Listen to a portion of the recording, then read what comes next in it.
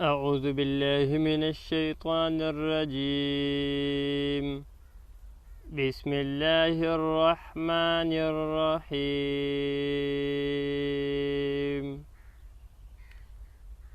الحاقة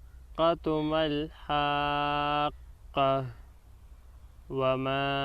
أدراك ما الحاقة كذبت ثمود وعاد بالقارعة فأما ثمود فأهلكوا بالطاغية وأما عاد فأهلكوا بريح صرصر عاتية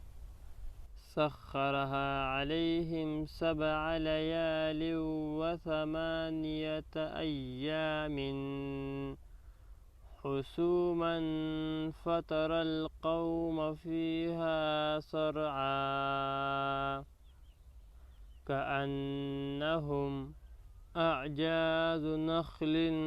خاوية فهل ترى لهم من باقية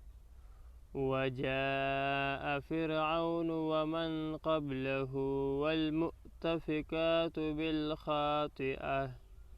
فعصوا رسول ربهم فأخذهم أخذة رابية إنا لما طغى الماء حملناكم في الجارية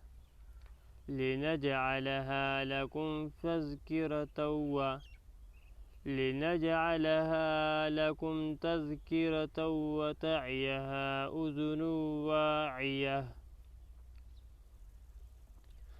فإذا نفخ في الصور نفخة واحدة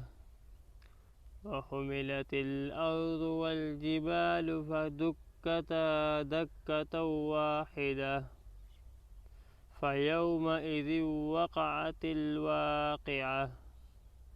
وانشقت السماء فهي يومئذ واهية والملك على أرجائها ويحمل عرش ربك فوقهم يومئذ 8 يومئذ تعرضون لا تخفى منكم خافية فأما من أوتي كتابه بيمينه فيقول هاؤم اقرءوا كتابيه إني ظننت أني ملاق حسابيه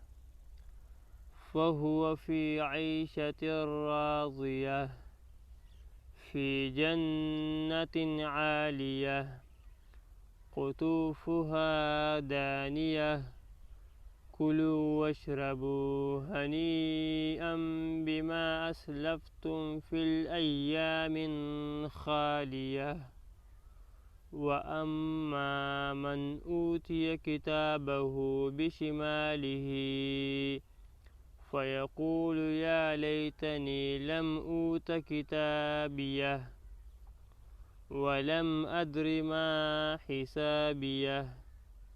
يا ليتها كانت القاضية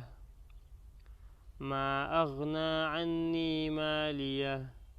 هلك عني سلطانيه خذوه فغلوه ثم الجحيم صلوه ثم في سلسلة زرعها 70 ذراعا فاسلكوه إنه كان لا يؤمن بالله العظيم ولا يحض على طعام المسكين فليس له اليوم هاهنا حميم ولا طعام إلا من غسلين لا يأكله إلا الخاطئون فلا أقسم بما تبصرون وما لا تبصرون إنه لقول رسول كريم وما هو بقول شاعر قليلا ما تؤمنون